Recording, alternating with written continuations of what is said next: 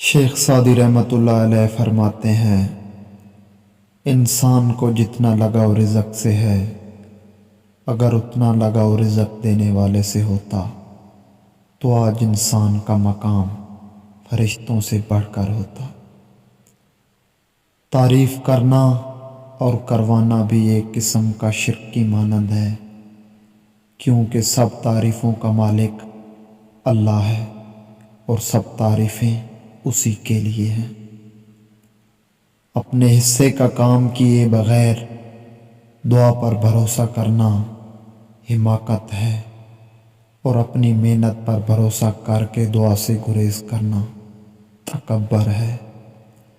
اگر توکل سیکھنا ہے تو پرندوں سے سیکھو کہ وہ جب شام میں اپنے گھروں کو جاتے ہیں تو ان کی چونچ میں کل کے لیے ایک دانہ بھی نہیں ہوتا۔ رزق کی کمی اور زیادتی دونوں ہی برائی کی طرف لے جاتی ہیں۔ انسان کے علم کا اندازہ تو ایک دن ہو ہی جاتا ہے، لیکن نفس کی خباثت کا پتہ برسوں میں بھی نہیں چلتا۔ اچھی عادات کی مالکہ عورت اگر فقیر کے گھر میں بھی ہو تو اسے بھی بادشاہ بنا دیتی ہے۔ آدمی کے جھوٹا ہونے کے لیے اتنا ہی کافی ہے کہ وہ ہر سنی سنائی بات پر یقین کر لے۔ میں پوری زندگی دو بندوں کو تلاش کرنے پر بھی تلاش نہ کر سکا، ایک وہ جس نے اللہ کے نام پر دیا ہو اور وہ غریب ہو گیا ہو، اور دوسرا وہ جس نے ظلم کیا ہو اور اللہ کی پکڑ سے بچ گیا ہو۔ خوش رہا کرو، کیونکہ پریشان ہونے سے کل کی مشکل دور نہیں ہوتی، بلکہ آج کا سکون بھی چلا جاتا ہے۔ انسان خاک سے بنا ہے، اگر اس میں خاک ساری نہیں تو اس کا ہونا نہ ہونا برابر ہے۔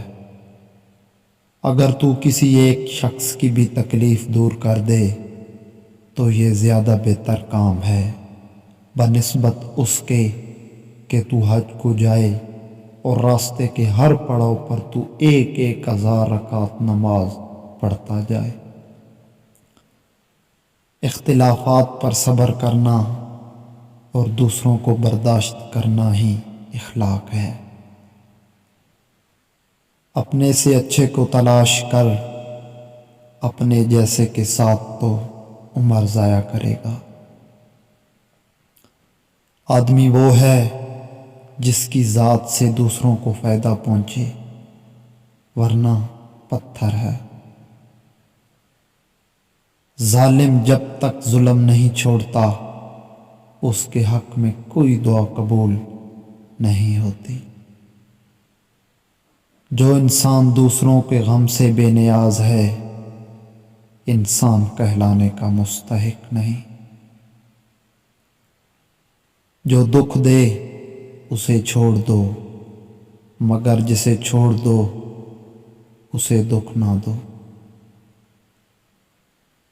دنیا بے وفا اور انتہائی ناقابل اعتبار ہے، اس سے فائدہ وہی شخص اٹھاتا ہے جو اسے مخلوق خدا کی اصلاح اور فلاح میں لگا دیتا ہے۔ احساس کیا ہے دوسروں کی تکلیف کو اپنی تکلیف سمجھنا۔ مجھے اللہ کے انصاف پر اس دن بہت یقین آیا جب میں نے امیر اور غریب کا ایک جیسا کفن اور قبر دیکھی۔ توبہ کا آنسو بھی کمال کا آنسو ہے، گرتا باہر ہے اور صفائی اندر کی کر دیتا ہے۔